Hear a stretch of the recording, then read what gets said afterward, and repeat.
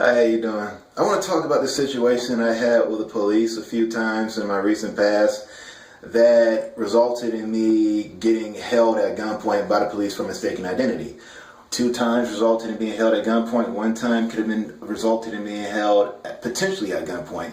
But quick talking and cooperating with the officers' orders led to that situation. All those situations not resulting in any tragic outcomes. Thank God for that.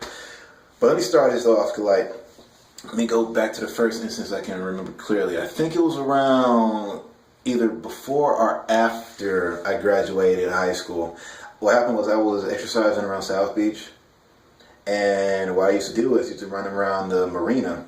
I take my shirt off and I run around the marina, which, if you've ever been to South Beach, is right at the end of the beach where this abandoned looking pier thing is, or whatever. At the time it was looking abandoned, where these bunch of rocks are. There's a trail where these runners and these people that ride their bicycles like to go around. And this trail, as you run it, you get this nice ocean breeze that hits your body as you look at the Port of Miami or whatever. And, well, not really Port of Miami, it's Fisher Island, but, you run further. If you look down there by the bridge, you can see the port right down the bridge, whatever. But I'm going off topic anyways. I used to run around the marina, and after my run, I decided to hit the beach up. And after I hit the beach up, I go into the water and relax a little bit, wade in the water and just relax my body, cool off. At the time, there's a lot of tourists there at this time in this season of the year. And I talked to a few girls, got a couple of numbers and whatnot. And afterwards, I just went back to my car and I turned on the radio. And the radio, I can't remember, either it was 99 Jams or 103.5 The Beat. But regardless, there was this announcement that this retired police officer just got shot around the area that I was in. And so I'm thinking, okay, I gotta hurry up and get out of South Beach, because I know a cop's gonna be looking for somebody in my description just by default. Black man, got a lot of hair, I still got my hair in, and surrounded by a bunch of tourists that sticks out like a sore thumb. So, okay, I gotta get out of South Beach and head back into the inner city before, anything bad starts to occur or whatnot. So what happened was, as I'm driving and getting closer and closer to the bridge that leads me out of South Beach, I can't remember the name of the bridge because I haven't been home in a while, but what happened was I was distracted by these 3 girls, 1 white girl, 1 black girl, and 1 Latin looking girl with long hair, and I was just distracted or whatever. And as I'm going to the intersection, I hear woo, the sirens and whatnot. So I'm like, damn, fuck, they got me. So they pulled me over, right? And out of the car comes 2 officers, one a Caucasian, looking fit, angry, and, trying to calm down his nerves so he can, perform his duties in a professional manner. His other partner was looking kind of, antsy and anxious, not like he was wanting to get the situation done as quickly as possible. He was just like, he was uncomfortable about proceeding further with the situation, with me being pulled over. So I calmed down. Keep in mind, I'm not wearing a shirt at this time. I got a whole bunch of hair, and I'm riding in this old 1991 Buick Skylark that many of my friends joked with me at the time, saying, hey, let's go ride they call it a dunk, which really wasn't a dunk. Because a dunk is like an old school Chevy that got like big ass rims on it at the time. But it's like, they used to tease me like that, but it is what it is. So anyways, I know in this officer's mind, I'm prime suspect numero uno until I can prove myself innocent.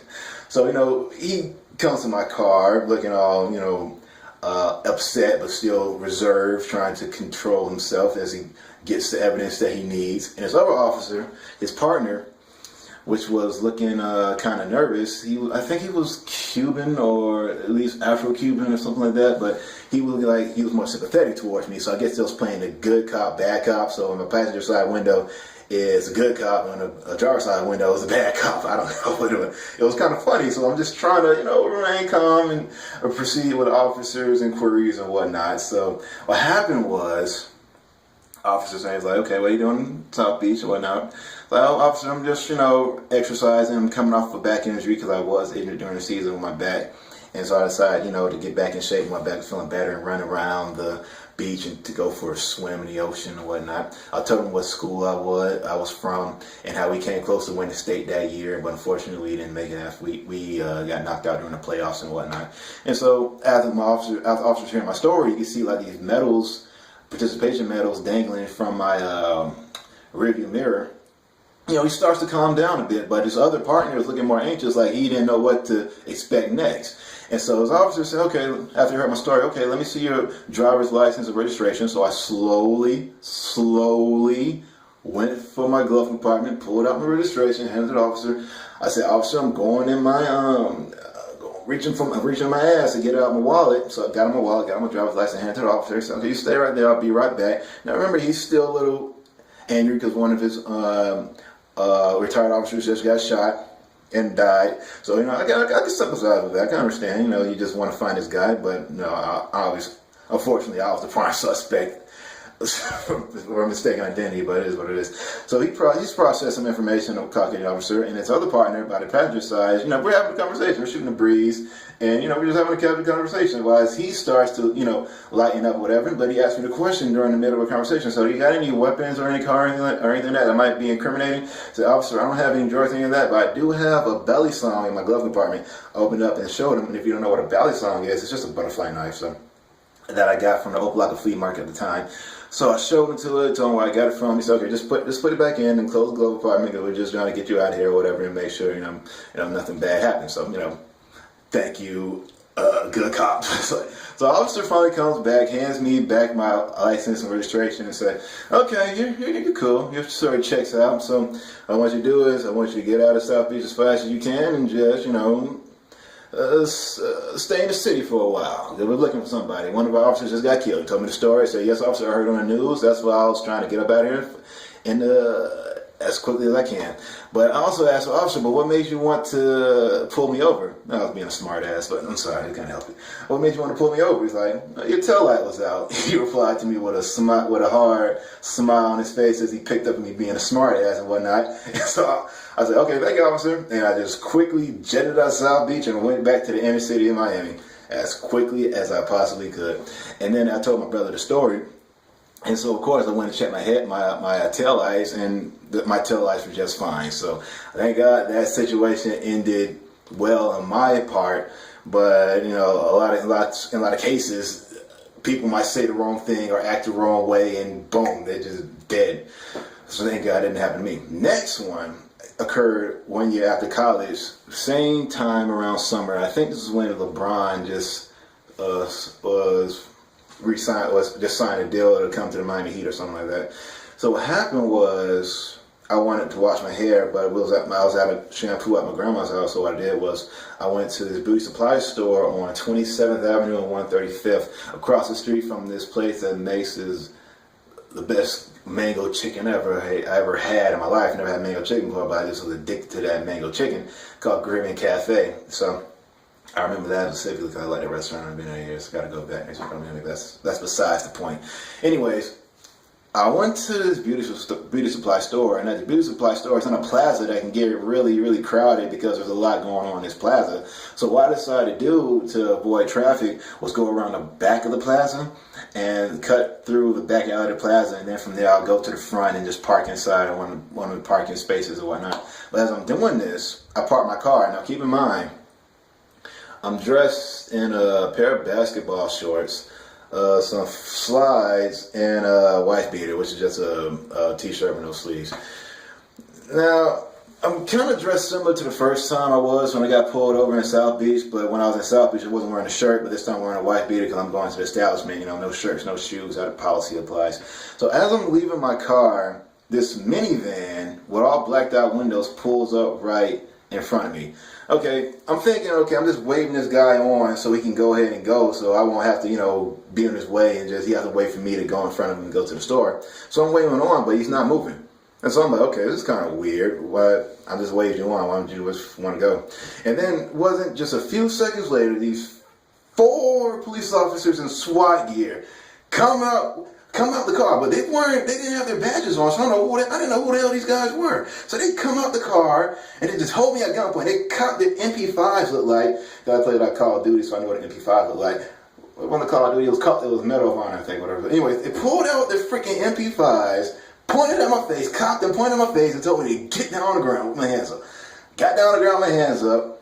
They didn't cuff me. They restrained me against my car, my same Buick Skylark, piece of shit looking dunk. And then I'm like, what the hell's going on? Because at first I didn't know they were cops.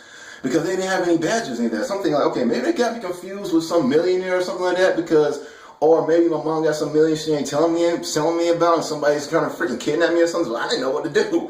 When they said, okay, we're the police. Where's your ID? They reached in my wallet. They reached in my pants, pulled out my wallet, got my ID, and they scanned it in whatever scanner it was, looking at my background information and whatnot.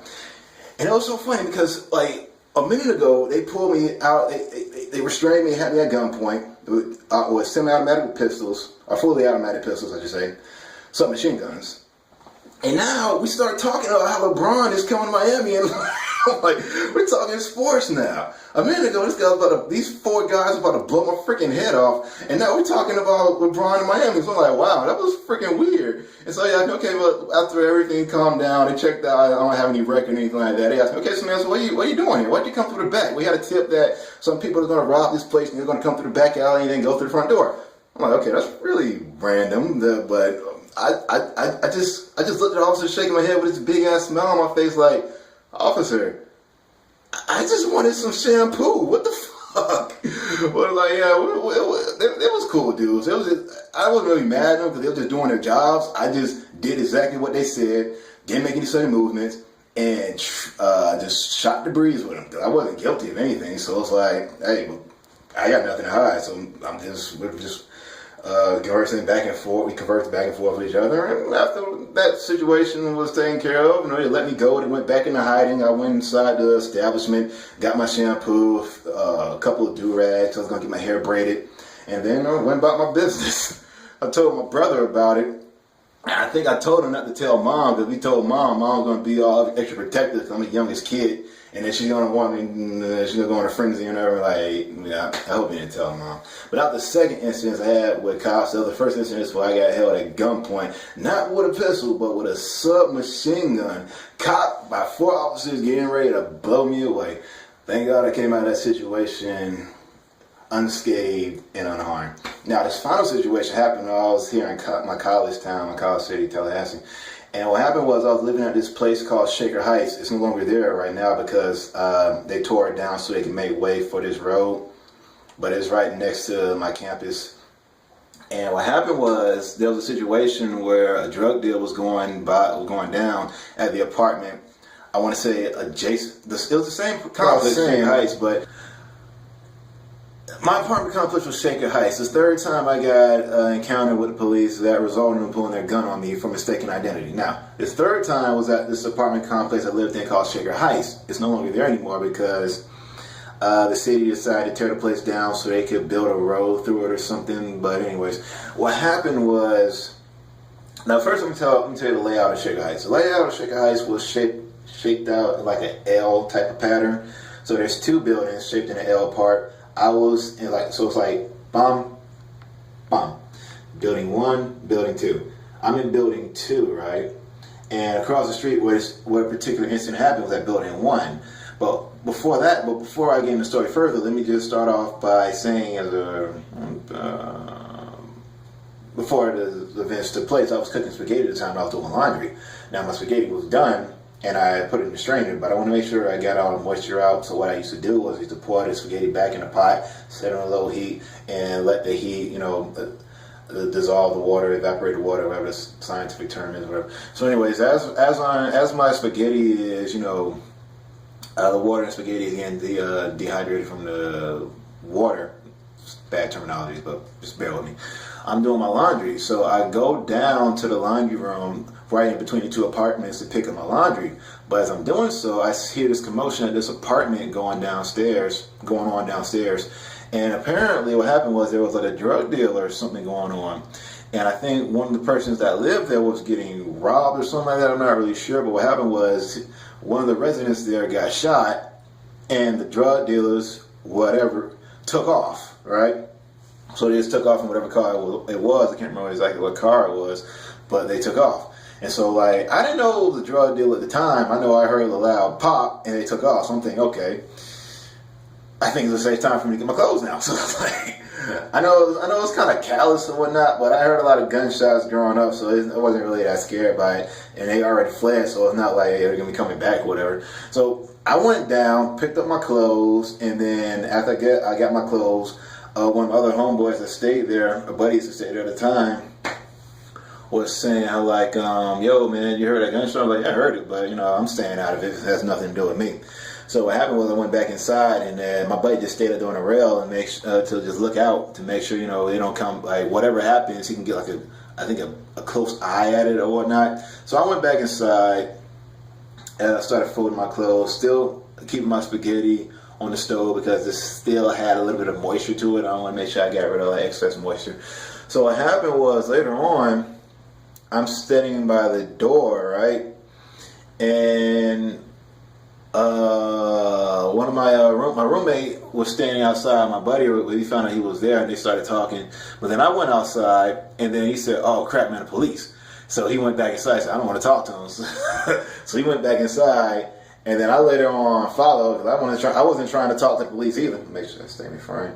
I wouldn't really want to talk to the police at that time either because I don't know what happened. I just saw it, and that was that. I don't know where they went. I just know they left. But anyways, I went back inside. My homeboy, my buddy at the time, he stayed outside, and then the cops came up. We're on the second floor. We're on the second floor. There's only 2 floors on the top floor. So he came. He looked to his side by the stair, and he saw the police coming up the stairs. And so like he was like, "Oh shit!" Because they had their guns on them. So we just got down to the floor, and I see the police coming up the stairs. They got him on gunpoint. They got a gun down to his head. They said, "Get down the fucking ground. Get on the fucking down."